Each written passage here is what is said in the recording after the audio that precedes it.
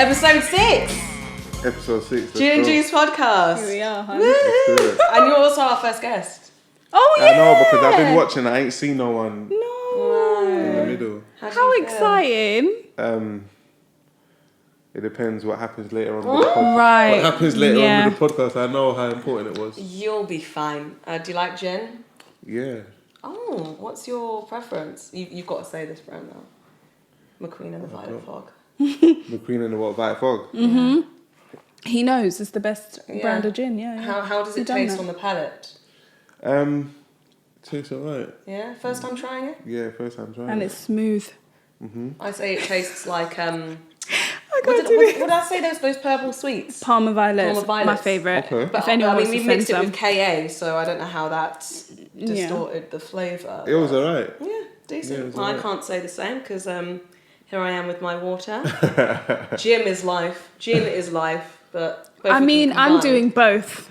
So I'm living on both sides of the spectrum But here. you're like a DJ, so you kind of have to keep that rock star balance. Oh too. my God, it's horrid, by the way. Drinking all the time.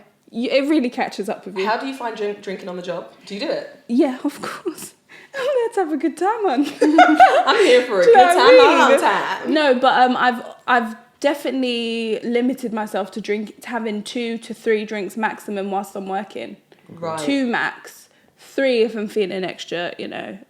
But then do you not have a point where the alcohol's running through your system by that third beverage and you're like, tickle me fancy, I want to have another. You need to stop. I can't stop myself. I've got a problem Tickle with me control. fancy. When it comes to, especially when it's when it's like a party and we're Yeah. getting lit and there's people Yeah. there and you're having a good time. And when you How do see say everyone no after the dancing, first? See, it's I'm like hard. an extremist. Yeah, So it's either I drink a little bit, like what you just saw me just do, yeah. or like I do something wild. I'm not in the middle person. Wild as in you'll get like rat ass. I'll get rattled. And like seeing what time of day it is today, it's too early for me to go there. Do you know what? One of my friends called me an alcoholic the other day and it really struck a nerve because I just thought I don't even drink that much. But he usually when he sees me, I have a drink in my hand. So the embarrassment was there. I wonder whether alcoholism has changed over the years as to what it is now defined as. Because, like, I think that some people would call some individuals an alcoholic if they went out on a Friday, Saturday, but the times that they did go out, they got absolutely, like, Smashed. smashed beyond. Yeah.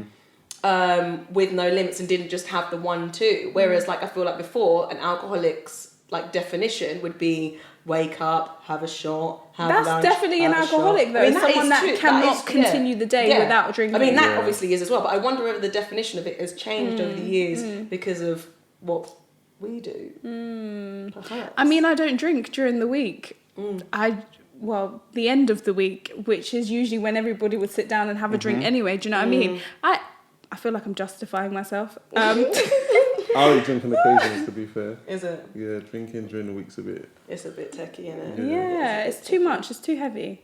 It's too heavy. Black History Month, we're coming to the end. I can't believe Yes. we limit such things to a month. Do you know what I mean? Just went in my mind and just Sorry, I took the words out, do but yeah, that a go on, lot. I'm with you. But I don't know why we limit things for a month, like Black History Month, Mental Health Month, Week. Children's Awareness Month. All these things are just limited to a month because I feel like that is then programming you to just think about it for a short period of time, and then once it's done, you're moving on with life. And then it's no longer important, which is bad because these things are extremely important. Things that are happening in Nigeria, for example, that's Black history. That is something that should be covered on a daily basis. Yeah, by all media. Yeah. Not just a little 2-minute segment. Not people that are having to film what's happening to make it known. People should be going in there and helping. Do you know what I mean? Those people should be removed from that situation because what you're doing is completely fucked up. There's, what is it called? Boko Haram.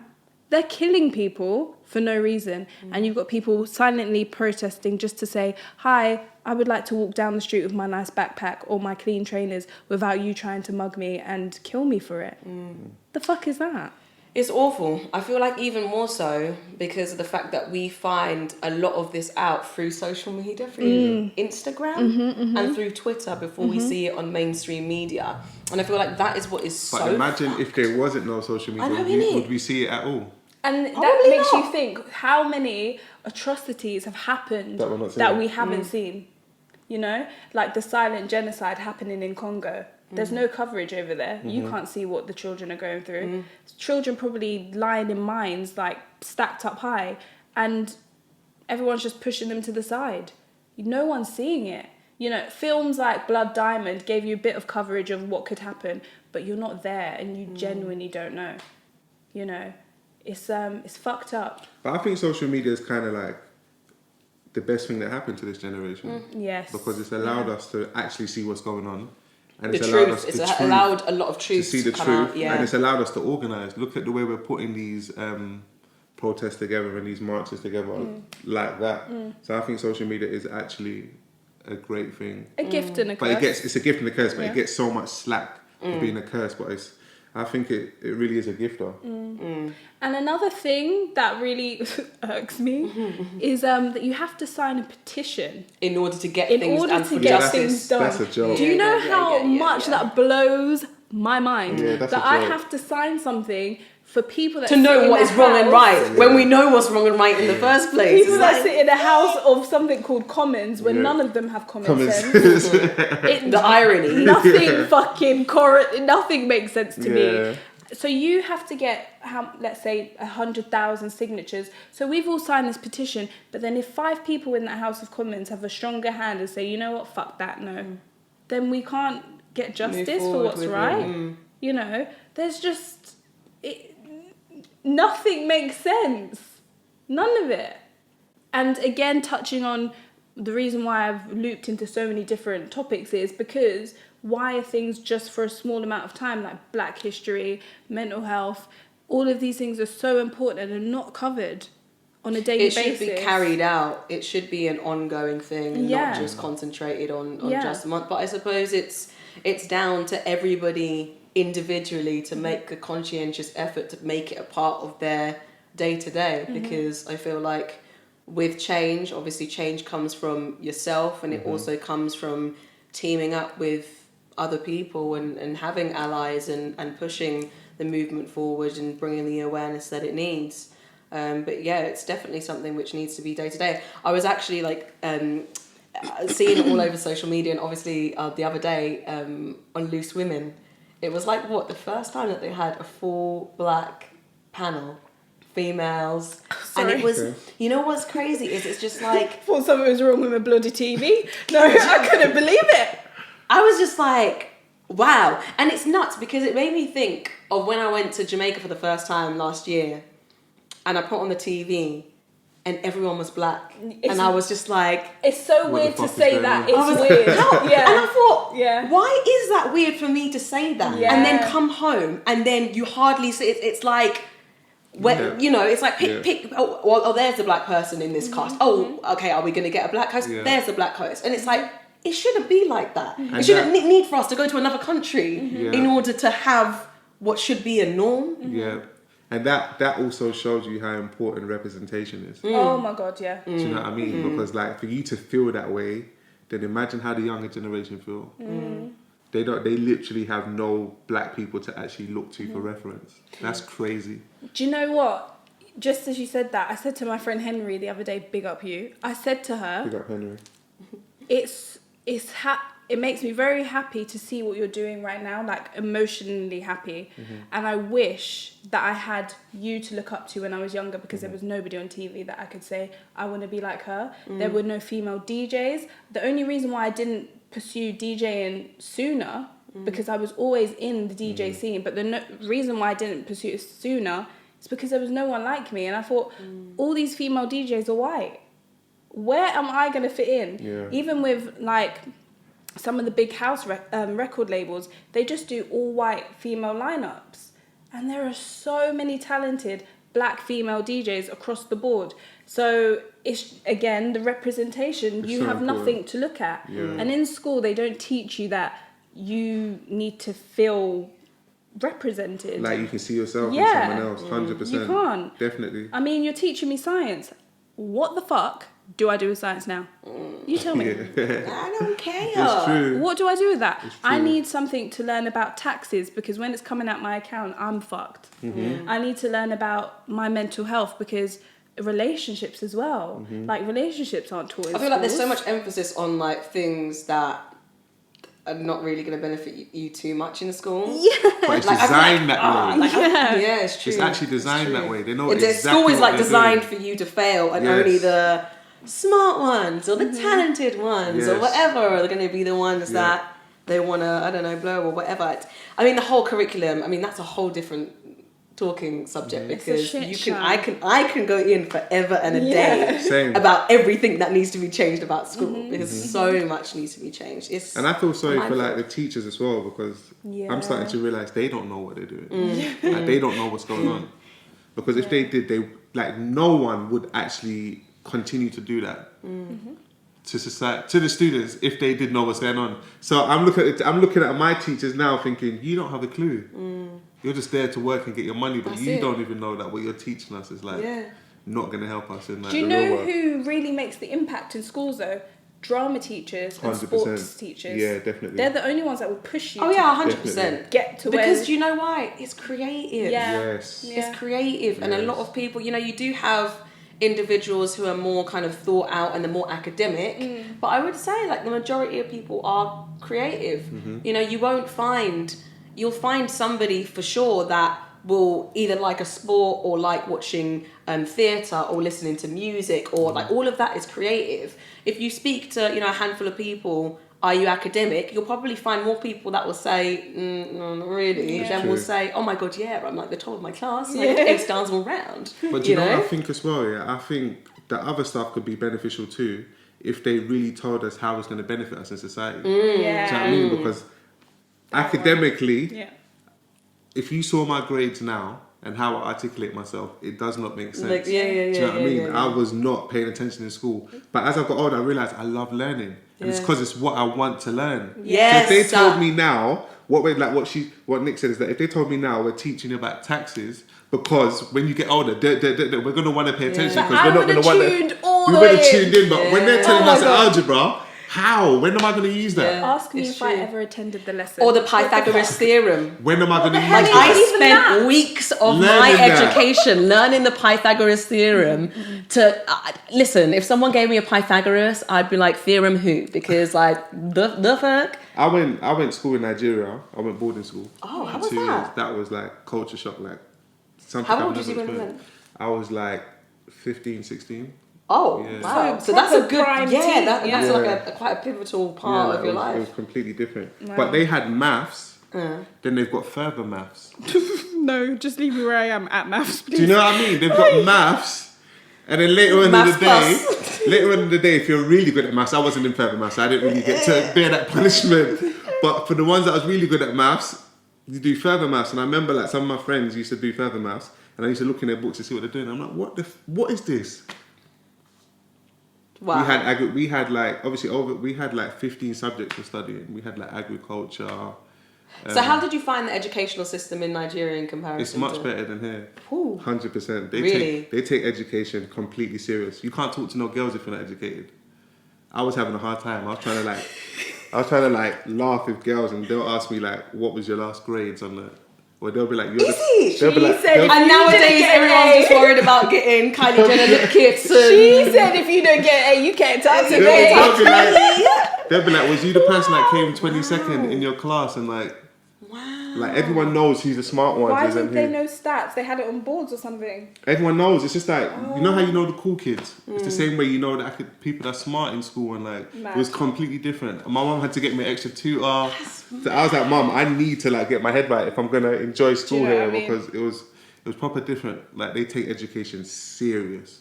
The dumbest person there is probably the most smartest person here. 100%. So how smart are we talking? Like, actually, like what? What is the? I don't. They're really clever. They were just so clever. They're so smart over there. I remember when we was doing our biology exam, And one of the questions, the last question was like, you got to draw the whole human body, and you've got to label it. I mean, I still have trouble going to the gym, working out what part of my body I'm training. I just say that one. Yeah. Do you know what I mean? Literally. That one hurts, and then my PT is like, so that's your glute. Yeah. Thank you so much. And you're going, glute? Yeah, glute. Oh my God, I would have been an absolute mess. But that's... Yeah, and you get beats crazy. over there. That was my first time experiencing getting beats and stuff. How did you react to that? Because I was like, so basically for the first 2 weeks in school, I was like the London kid. So like no teachers touched me. I kept getting like, they just kept missing me out because I was from London. Then one teacher had the bravery to cane me. And then the rest of the teachers was like, how was it? How did he react to it? And then like they all started caning me. Like, so you actually got caned? I got caned. Like you get caned if you don't bring your assignment in at the right time. You get caned. And you get caned for coming late. So Does my that house... still happen to this day, do you know? Yeah, of course. Oh, wow. That's part of the tradition. That's not going anywhere. Yeah. So my house is a bit far from the boarding school. Because I went to 2 schools over there. One, I was actually in boarding school. And then one of them, I was a day student. The one where I was a day student, where I was coming in from home, my home was a bit far from the school. So I used to get there late all the time. As soon as I get there, there's a queue. As soon as I see the queue, I know what time it is. It's a queue of people that's about to get caned. And... sorry, how many lashings do you get? about 5 strokes. Yeah. And do you have to like bend over to get it? Or is it your hand? Is it on your hand? It's on your hand. Fucking The hell. hand that you need to write with. You put your hand out, you get that 5 strokes, and you get these thick lines. And you see everyone running to like the tap to like wash their hands. And it hurts? It's the worst. I got strokes on my back. Do you think that method works, or do you feel like it has a bad knock-on effect psychologically? Because obviously they took away the ability for parents over here to slap their kids and hit their kids. I used to get hit when I was younger, just as like if I was back chatting, because I was a little shit. And if I was my own parent, I would have slapped me on the ass too. You know, and I'll say that for free. Yeah. But they took that ability away for kids to get beats. I think it does work. It definitely does discipline you because it's in the back of your mind every single time. So it got to a point where I started getting up earlier to tell my uncle, no, like, we need to get to school. And he was like, all right. And he was like, all right. Do you know what I mean? Because I got yeah. fed up. So it does do something. It does keep you disciplined. And it made me, as I'm getting older now, I'm starting to realise how important discipline is in general. I feel like kids of today Have no not, idea. Nah. They have no idea. Imagine if I can't imagine how hard it is punishment to came discipline kids, like the youth in schools, because I feel like we had a bit of discipline in growing up in school, but now everything is just so easily accessible. Yeah. Like we didn't have the social media to the degree of what it is today. So the addiction to wanting to be on your phone is going to be so much more higher. That's true. I can't imagine it. I can't. It's mad. Yeah, discipline doesn't exist here, but I wish it did. I was a little shit. That's why I got sent to Nigeria in the first place. Yeah. Because What I was was like, you doing, no, I was getting backchatting? kicked. I was the class clown. I was doing all of Yeah. it. I was getting kicked out, making fun of jokes, making teachers cry. Yeah, He was that kid. I was that kid. Do you know what I mean? And like, I've only heard of them in fairy tales. nah, I'm here. I'm here. Hi. Dreams do come true. I'm here. Oh my god. They're here. Never heard. Nah, they're here. Like they exist. And So you got sent. I got sent. Wow. I got sent. I was like, Did it change you? Did you come back? So you came back when you were 17 or 16? You came back. about 17. 17. It was Did the you best feel thing. it was the best thing? Best thing my mum could have ever done. Yeah. At the time, it didn't make sense. I hated her. Like, I didn't want to talk to her. I was crying every day. But now I look back on it, all the friends I used to hang around with before she sent me are in prison. Ooh. So like, I was heading down that path. So she changed my whole life just by that one decision. Just because you mentioned it, I was speaking to someone about this the other day in terms of prison and black men and mental health. So it's, what I'm about to say is looping it all together. Do you think prison is a good system to rehabilitate people? Because you can get sent away, you know, and as you said, we don't have discipline here in schools, so you can get detention that takes away an hour of your time. Then you leave and you're like, well, Do it again. fuck it, I'll do it again. Yeah. People that go to prison, they get sent away for a year. They come back out and they're like, well, fuck it, do it again. So do you think well, we know that prison isn't a good form of rehabilitation, but what could we have that would help people to understand that what you did wasn't correct, but we're going to help you to... What system do you think could possibly help men and women that go to jail? I think... That's I tough. think prison is... I don't want to say it's good. I think if you have a purpose, anything like prison or hospital is good because it gives you time to like reflect on what you want to do. Like most people, that's like, look at Potter Paper. I don't know, you know Potter Paper. He just did 3 years, right? But obviously he always knew that he wanted to do music. He was rapping while he was in there. So being away for so long, it gives you a different perspective that we don't have when we're out here. When I was in Nigeria and I came back, I was so focused. And my friends took care for granted. I remember seeing McDonald's for the first time after all that, and I was just staring at it. Wow, Do you know what I mean? I was so hungry. I wanted the whole world. Yeah. And that's what prison can do for you. If you've got something you love, it'll make you like... It's having the... It's finding your purpose, isn't it? Yes. And I feel like that is probably like the little nook that will differentiate between somebody who's going to reoffend and someone who's going to come out and do really well for himself. That's why I mentioned purpose first. Yeah. Because if you don't have a purpose, you're going to come back out from doing all of that time you just did in there. You're going to have nothing to do. You're going to fall back into the wrong crowd and you're going to end up going back in. But if you've got a purpose, you can actually take that pain you went through and recycle it and turn it into something positive. I put a paper down, his whole album is about jail and the hardships and people can relate to that. And he's channeling it in something that can benefit him. Like that story that he just put on his project just charted, it went to number 3. Yeah. That's what he's turned it into. Whereas the person that doesn't have a purpose, he's going to channel his pain that he had in prison into stabbing someone that just bumped into him because he's still got all of that built up tension from jail and he's still in that mindset. And that mentality. But that's the thing. So my thing is, when you're in jail, the rehabilitation, what is it that they offer? Because I went to jail. Let me rephrase this. I was just I went to Brixton Prison to do radio. Oh, okay. The way you started that sentence was just a little bit like... I know. Whoa, bit, slow down. Yeah, so I went to Brixton Prison to do radio with Remy Bergs, and it was absolutely fantastic. Tony brought us there, and he is absolutely fantastic. He has this system where they do... prison radio, and the inmates in there can go in and do shows, and it was like being at Represent, but obviously completely different. But it was like they had such good topics to talk about. They had what else did they have? They had good music selection, and their radio station goes across the whole of the UK, and it's just them on radio. Like, that exists? Yeah. God, but only for prison. Like, we can't hear it. Oh, damn. Okay. So I feel like that's I'd be so interested to hear that. Oh my God, it was so good, honestly. Yeah. And I feel like that's a good form of rehabilitation because you have a purpose. You have to plan a show every week. People do a morning, afternoon, and evening show, and they just rotate it. So that's a purpose. But other people that have done mad things, like, what can they do? Their mental health is struggling. They don't know who they are. Their family might not talk to them. People don't visit them. Like, do people get counselling? Do people, doesn't anyone know? I don't have a clue. I don't know. We'd probably have to know. save that for someone who's been in prison. Yeah, okay. Catch you next time. And we probably should speak to Bouncer. I was speaking to Bouncer the other day. I brought him in on Represent. He was in for 11 years. Sorry, how long? 11 years. And then came out 2 years ago. And look what you've done. After 11 years? After 11 years. That's a long time. Yeah, 11 years.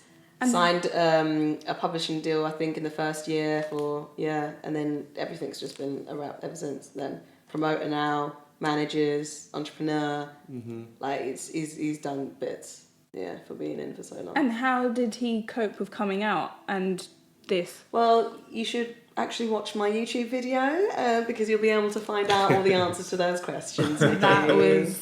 And she's not there's wrong. my friend. She's not wrong. But yeah, I mean, talking about obviously Black History Month, which should be longer than a month. How was life growing up for you as a black boy to a man? Did you face many challenges, obstacles along the way, or did you not? Do you know what? I was trying to think about if I've really faced racism. I actually haven't. Really? Not like blatant racism. I really haven't. So I feel like I'm kind of ignorant to it in a way. I know it exists, of course, but like there's people that's actually faced racism. I ain't faced blatant racism. But my black experience is like, it's different because I grew up in Tottenham. North London! I grew up in... So did I. Which part? No, you never. I did. Stop. MPK. That's No, what I forgot. stop. I beg you, stop. I was Edmonton. I was I was NAT. MPK. No, you wasn't. For how long? I swear to God, for about 7-8 years. Is it? Yeah. That's crazy. I went to St Paul's actually. That's wild. Innit? I grew up in Broadwater Farm. Hey! So we're like neighbours. Yeah. I'm Edmonton. I'm down the road. No, we're all Not too neighbours. far. Yeah. Yeah. Yeah, so like being black in Tottenham, Broadwater Farm, it was like a world in itself. That is literally its own world, though. That's why I describe it. No, you understand. You Yeah. definitely understand. It's like a world in itself, and you won't understand that you're actually in this world until you come out of it. Like I went to West Oxford Street late. That's how much that we was lost in like the ends. Do you know what I mean? Like I remember going to Oxford Street and it was like a big thing, like because I remember they had these shot jackets. Do you remember the Scotch? Yes. Do you remember those jackets? They were What big jackets? puffer They were jackets. big puffer jackets. And they were the coldest What? thing. If you had one, you were a G. If you had one, you was like Which- so popular. Which jacket? Scotch. Scotch Oh, jackets. okay, yeah. Scotch jackets, and like yeah. I remember I badly wanted one. Yeah, 'Cause I was like, yeah. yo, I need this jacket. Yeah. And like they had them in like Oxford Street, and we all like planned You our do a day trip to go and took a and trip get- to go yeah, Oxford yeah. Street. But like it just shows that how like we're all like was just lost in this world of like Tottenham and Togetherness. And the thing about this world that I'm talking about, the stuff that's normal in this world is not normal in society. Like I got shot at close range Sorry, whoa. in my area. But I remember, I didn't even tell my mum about it when I went home. I just went home that day. I remember I got on my knees, I prayed that nothing happened, and I went to bed. And that was it. And I went out the next So day. did the bullet hit it? Nah, so basically, there's block of flats in Broadwater Farm. I don't know if you've ever been there. And there's like a car park bit. We was just in the car park chilling, and we was watching Boys in the Hood. How fucking God. ironic. No. Oh my Was God. watching Boys in the Hood, yeah. And I remember I had this book called Frequency, and it just the book was all about it was just explaining what kind of frequency you're on at each time, yeah. And I remember I was just How reading old this was book. this? This was like Pre or back- post Nigeria? probably back after Nigeria. After. okay. And I remember telling the man them, yo, like the frequency we're on right now, being in the hood and watching Boys in the Hood, Yeah. it's not trust me, we're not attracting the right things to us right now, yeah. You actually said that? I said that. No, you did I not. did say my Oh friends my laugh about it God, all the no. time. They was like, you're preaching and you're doing all this stuff. See, when you And then tapped that in from happens. early, it's bad. Because Oh that was the please. time where like I was actually preaching. Before I started chanting, I don't talk too much, you know. Yeah. I talk through music now and through like social media. You might hear me speaking, but in person, I just observe and then it just pours out in like my music and stuff.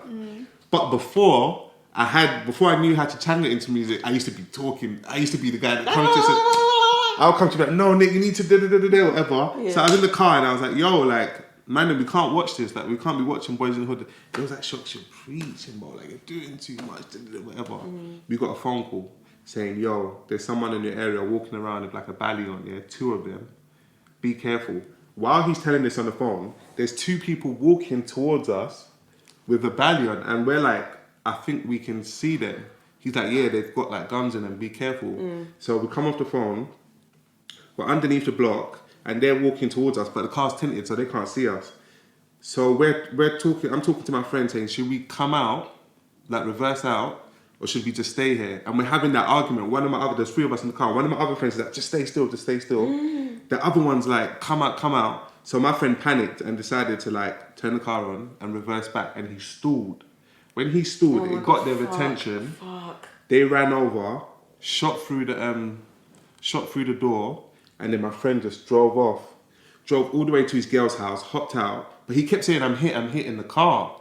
but we couldn't see no blood. So I'm looking, I'm like, where's the... Because I was at the back. So I remember throughout the whole thing, I was like dipping down. I was curled up. So I watched them come to the car door, try looking within, then shoot through the door, and I was curled up. So he got to his girlfriend and said, oh shit, I think it come off, you know. Does it come off? I think so. Yeah. This is the best episode ever.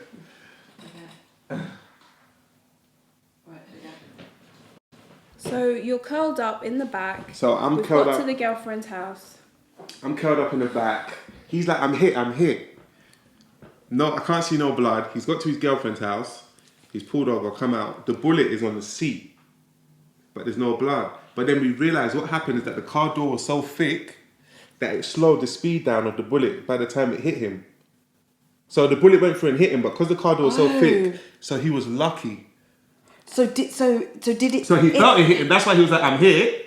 But like, it wasn't enough to pierce through because the car door was so thick. So it went like just like grazed him. Yeah, basically almost. just grazed him. Just bounced off. So it was on the car seat when he got up, yeah? Oh my, what? Yeah. And then like,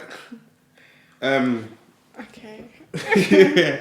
And like the next day we all laughed about it. Yeah. Like, do you know what I mean? Like all the man them was like, yo, like we had bullets go off. Who was that? It was us. I was like, oh, don't. And this was just unprovoked for no reason, like. Nah, there was beef on the estate. There was like, there was actually was it like rival? where we are now. Yeah.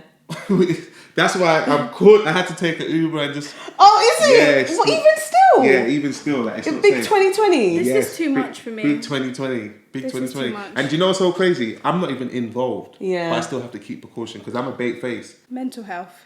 Yeah, let's go there. Let's go there. Damn. How do you feel like we as a generation should continue to help people with Mental health. in our at our age, etc. And sorry, there's these little fruit flies Yeah, no. that should help people with mental health. First of all, I want to say I think this generation is doing an incredible job. Incredible job. Like, I don't know if your viewers know my history, but I've been sectioned three times. You know, because we had that amazing one-on-one interview. But like, I've been sectioned 3 times, put in a mental health hospital 3 different times.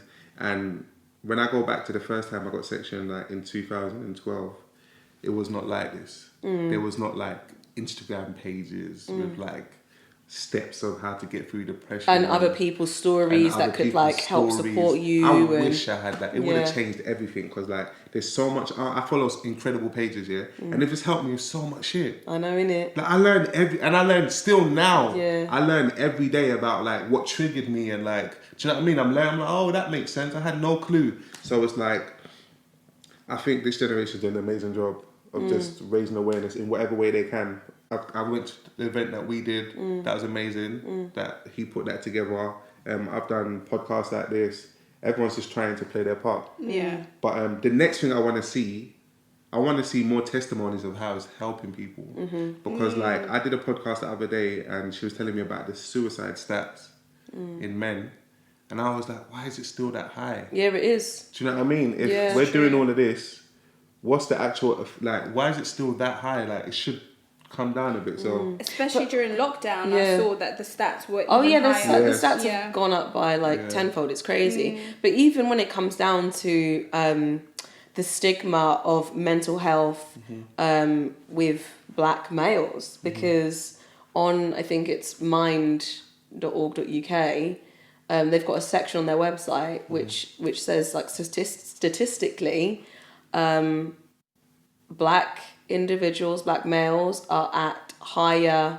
There's a higher percentage of them whom suffer from anxiety, depression, than their white counterparts, and that makes sense. And that's and then they went on to kind of explain reasons as to why that could be, and I feel like I really want to push that kind of narrative and that stigma of not being able to speak openly about it away. And what's nice to see is that more and more people are speaking up about it. I mean, I literally was on the way here and saw a post come up. I think young Philly tweeted Yes, I saw that. saying, people see me, you know, with the big personality and whatever, but little do they know I actually suffer with anxiety and I'm going to go therapy for it. And it's like, That That's what is I wanna what we see. want to see. That's what I want to see. Because we need to start breaking these molds. Yes. And breaking the whole ideology of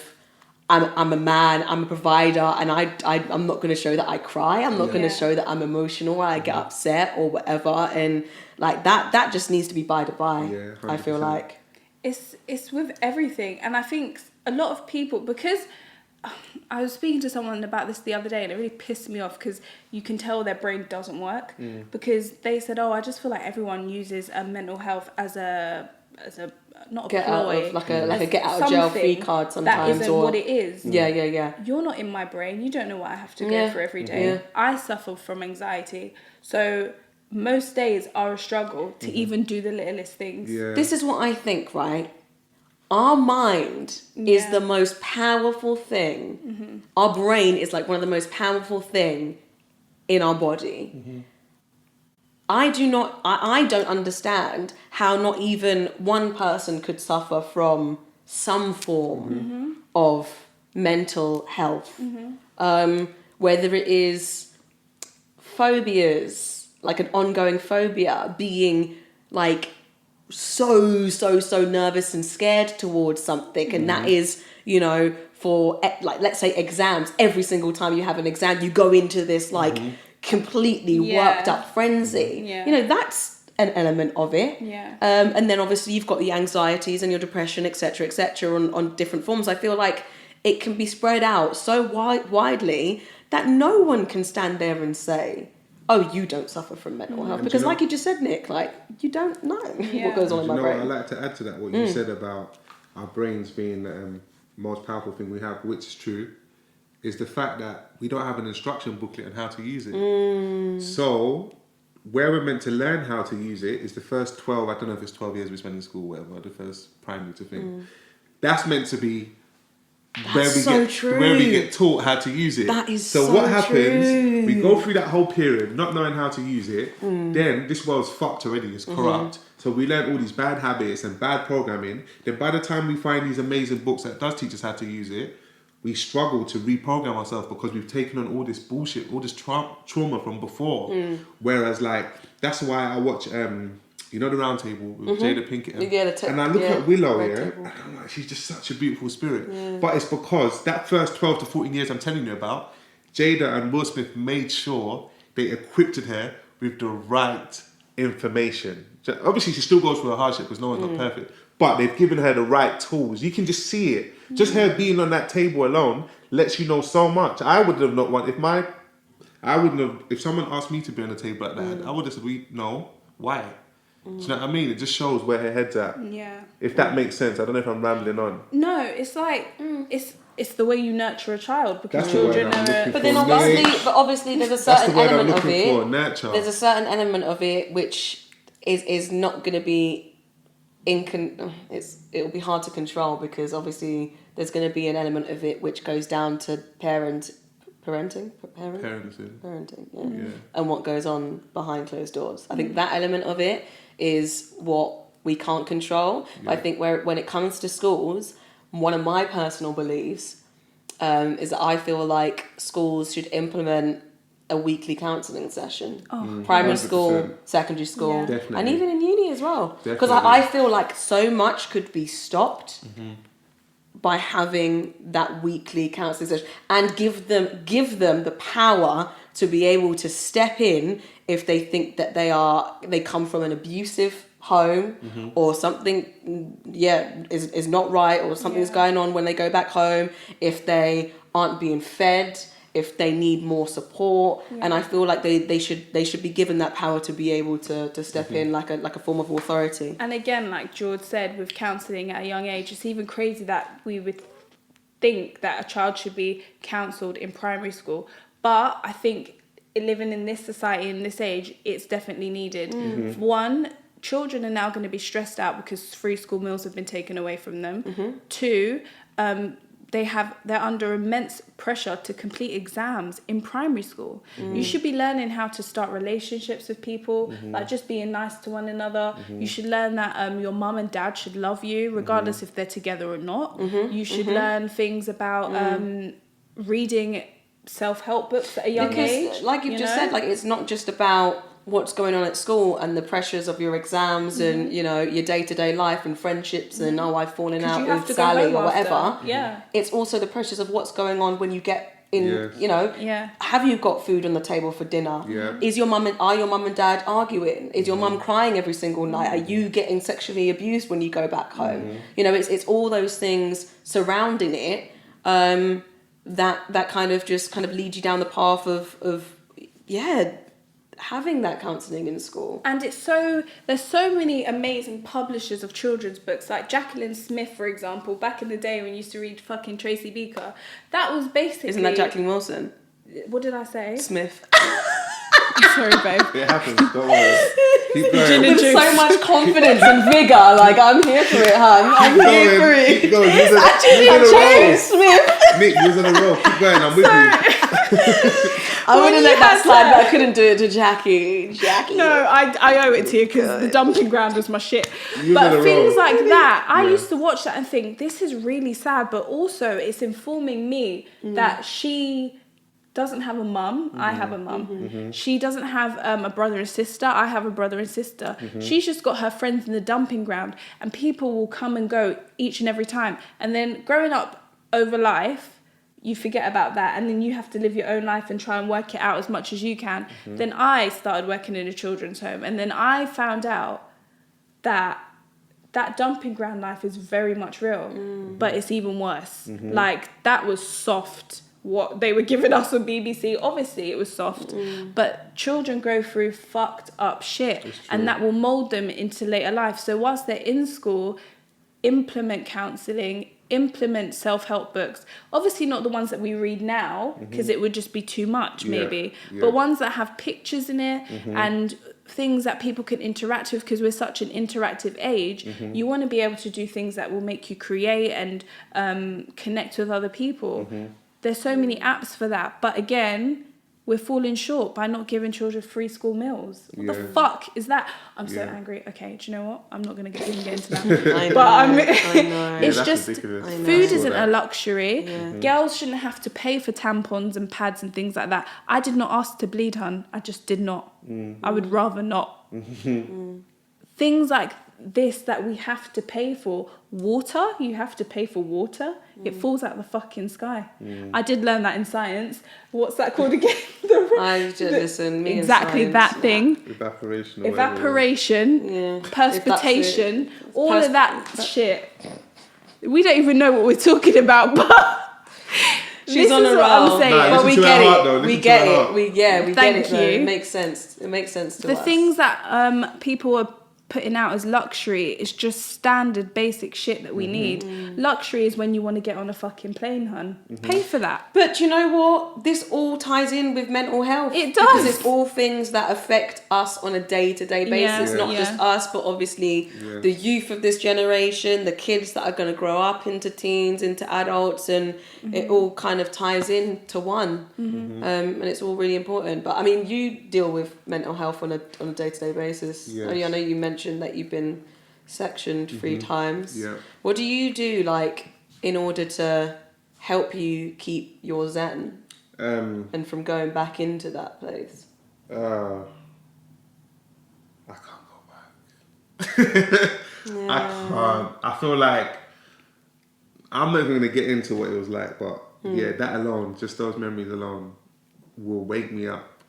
Like, But what I do to keep myself, I've got so much great mentors that I follow. Do you know what I mean? That keep me just so inspired and in tune all the time. And that's important. And he also has great music that I heard the other day. He has one of the best songs that I think for mental health. Yeah. You'd have to remind me of the name of it. I cry sometimes. Yes. And the end of it, remember what I said to you? Oh, it's not the end. And you wanted me to, she gave me an incredible idea. I've got the song called It's Not the End. And she said I should get the song played on hospital wards. Yes, 100%. Because you could be in that bed thinking, fuck this, then what's the point? Yeah. You could be in your room thinking, fuck this, what's the point? Or, I don't know, just somewhere thinking, there's literally no point in this. True. And the song was incredible. And I said, people need to definitely hear that in a place where they feel like it is the end. Yeah, definitely, 100%.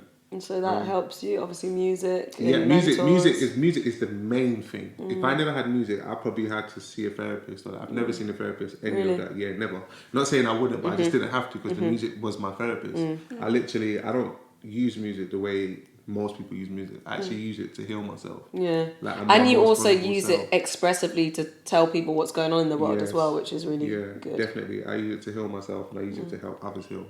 But I think just by sharing your stories helps others heal anyway. Like someone put me in touch with some woman that's going through mental health issues and gave her my number and she phoned me and like she made me go through my whole experience step by step. Wow. And like when I started speaking about certain points, she was like, "This is helping me. Continue. Thank you."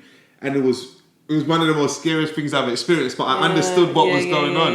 But it was so scary. Because you by you kind of going through the Sharing, motions it was of that, it helping was helping her. Yeah. And I suppose that feeling of knowing like, oh my God, I am normal. Like, oh my God, somebody has gone through the same thing as me. And oh my God, I'm not like, you know, losing it or whatever because you feel, because I suppose you can sometimes look at yourself and think, fuck, like, am I the only one? And it's only when you speak to other people and you're like, phew, okay. It's true. But imagine if, I know, but imagine if being normal was having a mental health, a mental health disorder. Imagine if that was normal.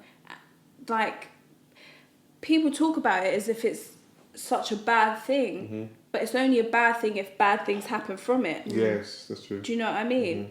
The only reason why we suffer from the things that are happening is because of the things that are happening. So I definitely think more than anyone, young black boys in school need counselling, to see therapists weekly basis. And it our should culture, be mandatory. Sorry to cut you, but our culture doesn't help young black boys. That's why I understand why they're going through it. Because like our culture's about being cool and it's profitable. not being able to express yourself because you're called a pussy-o and like, do you know what I mean? All those stuff play a part. That's why black males are the highest on the list. I'm a black male. I know what it's like. When I went through my first breakdown, I didn't speak about it. I didn't want to hear it mentioned, like, because as far as I'm concerned, anything that was associated with being section was like, you're mad. And like the way we throw the word mad around, I even throw it around like still. Or crazy. Or crazy, do you know what I mean? And like, and I was embarrassed. It's a powerful word. It's not a nice word. I was embarrassed to like speak about it and like, and the way my mum made me feel about it as well. I think that could have really helped if my mum made it seem like, no, it's cool. Like stuff like this happen. People get section every day. Someone got section today. Do you know what I mean? It just depends on how they come back out of it and bounce back. But someone got section today. My mum made me feel scared even more because like she was like, don't mention it. Like the last time I came out of hospital, 2016, she was like, just take this as something that happened. Don't say it to nobody.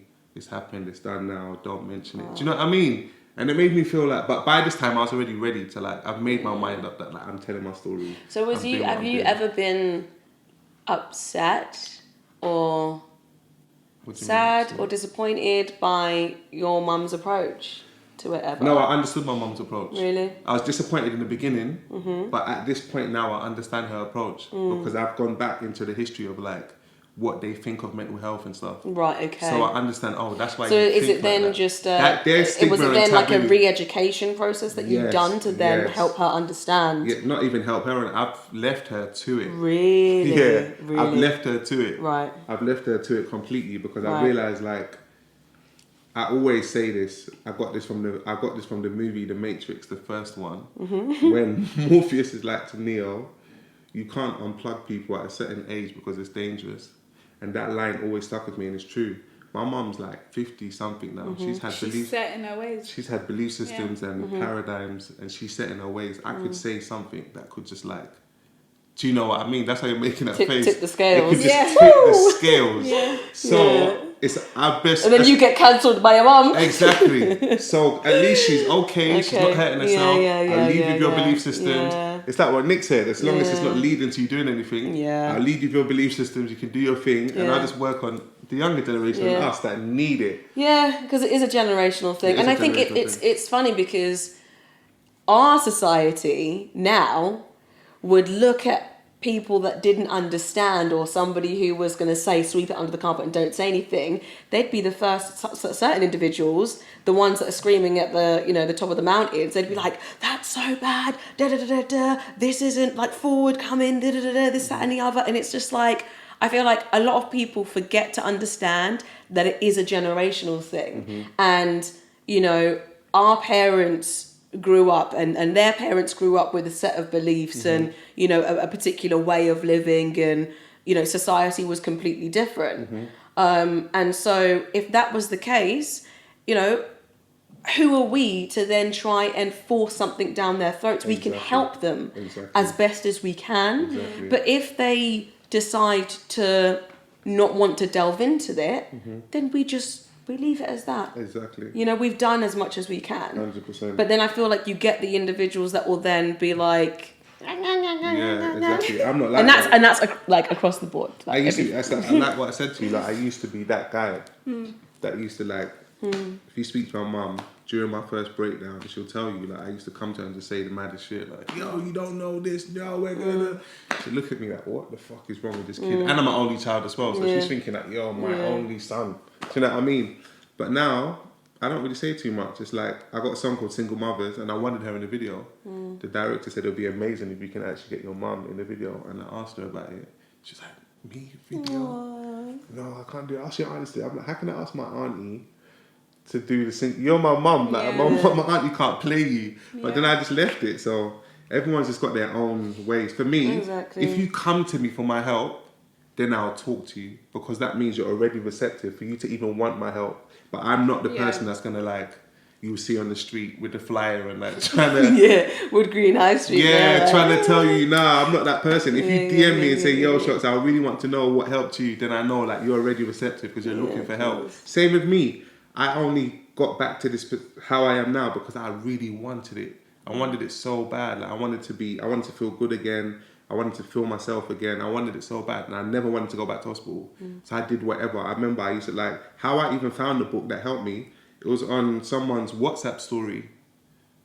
WhatsApp story. And that's how you know, because it's a WhatsApp story. I don't check WhatsApp stories, but because I was always trying to see what's going on, I went on this girl's WhatsApp story, and she had this book from Louise Hay, and I saw it.